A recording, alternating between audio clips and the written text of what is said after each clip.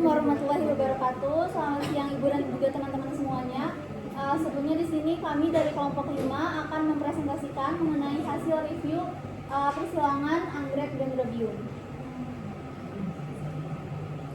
Oke, kemudian juga di sini ada anggota kelompok kami. Perkenalkan, nama saya Era Setiana dengan nomor NPM akhir 043. Saya Latifah dari Sumberlin dengan nomor NPM akhir 086. Saya Eva dengan NPM 282. Saya Tifana Mega dengan NPM akhir 103. Saya Suasana Ajla dengan NPM akhir 087. Saya Muhammad Nur Salim dengan NPM akhir 272. Saya Stefan Fanabala dengan NPM akhir 076. Saya Olivia Zahra dengan NPM akhir 082. Oke, ini merupakan link video YouTube yang menjadi acuan untuk menyusun hasil review. Oke, sebelum masuk ke tahapan-tahapannya, di sini saya akan menjelaskan mengenai pendahuluan hal-hal yang melatar belakangi dari persilangan sendiri. Yang pertama itu anggrek merupakan salah satu famili tanaman yang terbesar di dunia karena dikenal karena keindahannya. Selain itu bentuknya juga kan unik-unik dan juga warnanya itu bermacam-macam. Nah, keragaman alami dari anggrek itu sangat tinggi, tapi berdasarkan sumber yang ada, petani dan peneliti itu terus berupaya untuk menghasilkan varietas yang baru melalui teknik persilangan atau hibridasi. Nah, persilangan itu dilakukan dengan menggabungkan dua sifat unggul dari dua tanaman. Tujuannya itu untuk memperbaiki kualitas bunga, baik itu warnanya, bentuknya, aromanya, ketahanannya. Selain itu juga itu dapat meningkatkan nilai ekonomi dan daya saing di pasar.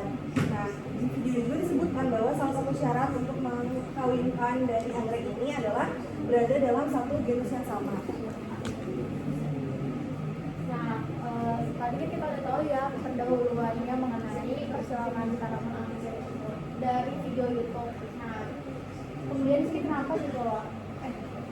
Manfaat persilangan dalam menghasilkan varietas baru. Nah, yang pertama itu adalah meningkatkan mutu genetik, memperoleh varietas yang bersifat unggul, dan meningkatkan nilai ekonomi dan memperbanyak bibit dalam tanaman yang diinginkan. Nah, meningkatkan ragam genetik. Jadi persilangan antar spesies atau antar varietas ini tuh memungkinkan anggrek itu berkombinasi genetik baru yang tidak terdapat di alam ataupun sangat jarang.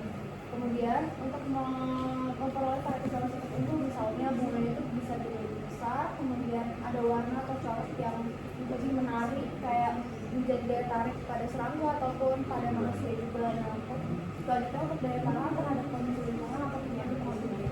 Nah, untuk meningkatkan nilai ekonomi, jadi karena memang kayak dia tuh udah coraknya ataupun warnanya itu sudah menjadi daya tarik, dia tuh bisa meningkatkan harga jual si tanaman anggrek gitu. Nah, untuk perbanyakan bibitnya juga kita bisa memilih gitu ya, perbanyakan bibit ataupun karakter yang kita inginkan. Oke, selanjutnya ada alat dan bahan untuk penyilangan anggrek. Yang pertama, di sini menggunakan susu biji atau cotton bud yang dipotong menyerong ini supaya lebih mudah mengambil serbuk sari dari tanamannya. Lalu yang kedua, ada dua tanaman anggrek dengan karakter pada warna bunga berbeda. Selanjutnya ada polisinya atau serbuk sari. Selanjutnya ada kepala putih, stigma, label tanaman, media tanam atau media bunga biji. Di sini alat untuk memindahkan serbuk sari ke kepala putih itu dengan susu biji atau cotton bud yang dipotong menyerong, atau bisa juga menggunakan jarum. Selanjutnya untuk metode. Nah, tadi juga udah dijelasinnya kalau misalnya persilangan anggrek itu lebih mudah dilakukan dalam satu genus gitu. Terus sebelum proses itu dimulai harus dipastikan juga bunga yang digunakannya tuh masih dalam kondisi segar dan serbuk sarinya tuh belum menghitam. Kalau misalnya udah menghitam tuh berarti kualitasnya sudah menurun. Terus langkah pertama yang harus dilakukan yaitu ambil serbuk sarinya dari bunga jantan menggunakan cotton bud. Lalu tempelkan polen tersebut ke bagian bawah bunga betina yang pas kemarin praktikum juga udah kita lakuin gitu. Tepatnya tuh di bagian stigmanya. Terus tekan perlahan agar polennya tuh menempel sempurna. Lalu dari hasil persilangan itu tuh diberi label untuk sebagai penanda. Nah, setelah beberapa hari bunganya tuh akan layu. Nah, layu ini tuh sebagai tanda kalau koordinasi itu tuh berhasil. Selanjutnya ini ada proses pembuahan dan tanda keberhasilan. Setelah penyerbukan manual yang telah dilakukan, tunggu beberapa hari atau minggu untuk melihat tanda keberhasilannya. Tanda utama keberhasilannya itu yaitu bunganya layu dan menutup setelah pembuahan hasil. Lalu kelopak bunga melengkung ke bawah untuk melindungi bakal buah atau ovari yang mulai terbentuk. Selanjutnya ada pembentukan kapsul biji. Pembengkakan pangkal bunga menjadi indikasi bahwa bakal buah sedang berkembang. Jika terus membesar, kapsul biji berarti berhasil terbentuk permanen. Kapsul ini nantinya akan matang dan menghasilkan biji. Oke, aku lanjut lagi. Jadi di sini tuh hasil dari review. Di sini tuh hasil dari review yang video yang kita pilih. Nah, yang pertama itu ada dari indikasi keberhasilan polinasinya seperti yang udah dijelasin sama teman-teman saya. Jadi setelah serbuk sarinya itu ditempelin pada putik bunga betina ini itu, nanti bunganya itu akan layu. Udah gitu tuh nanti dalam beberapa harinya gitu loh. Lalu juga nanti tangkal bunganya akan lebih bengkok ke bawah. Nah itu tuh tandanya buahnya itu buah baru itu bakal tumbuh gitu dan bakal akan terbentuk gitu. Bahkan dari warnanya juga mungkin akan terlihat ada mix and match dari yang kita pilihnya gitu. Lalu juga ada pangkal bunga yang membesar atau membengkak seperti yang udah dijelasin, menandakan proses pembuahannya berhasil. Nah yang kedua itu yang pembentukan dari buah dan bijinya itu dalam waktu kurang lebih 1 bulan nanti bakal ada buah yang tumbuh semakin besar di bagian bawah dari bunganya seperti yang ada di gambar.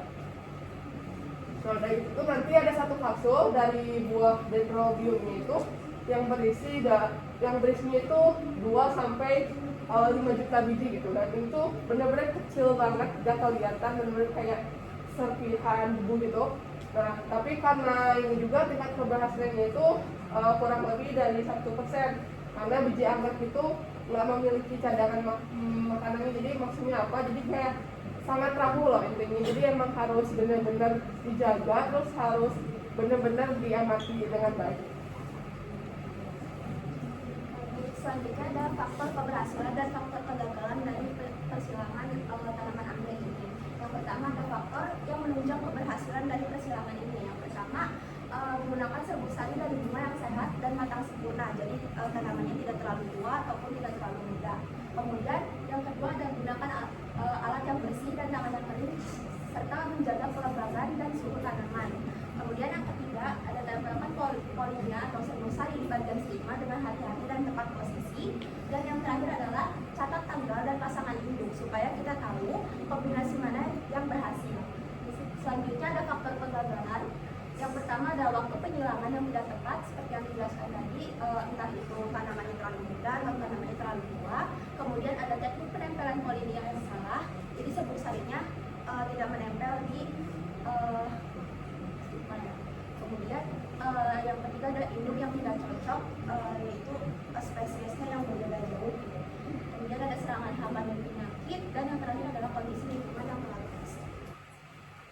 Baik, selanjutnya di sini ada kesimpulan di mana untuk pada persilangan anggrek yang tergolong baik atau bisa dikatakan berhasil itu akan menghasilkan varietas yang baru dengan warna yang lebih cerah, kemudian juga bentuk yang menarik, ukuran besar, dan juga daya tahan yang kuat terhadap hama dan penyakit.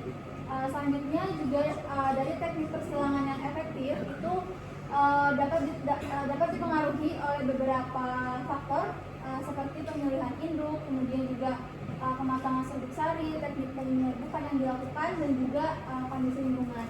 Nah, dari hasil review video itu juga terdapat kendala di mana perkecambahan alami bijinya tuh sangat rendah, yaitu kurang dari 1% gitu, karena biji anggrek ini tuh tidak memiliki cadangan makanan gitu atau endosperm. Nah, tapi kendala ini tuh bisa diatasi dengan melalui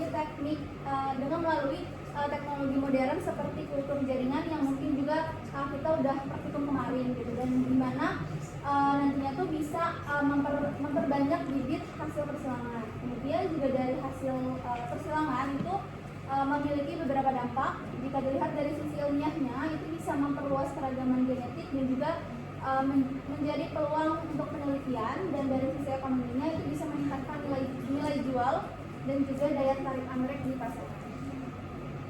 Oke, ini merupakan daftar pustaka yang kami gunakan, yaitu link review videonya.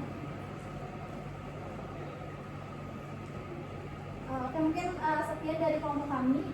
Apakah ada yang ditanyakan dari teman-teman? Ada yang ditanyakan? Ini berarti semua melihat videonya kan? Iya. Mungkin sekian dari kelompok kami. Terima kasih. Wassalamualaikum warahmatullahi wabarakatuh. Sekarang siapa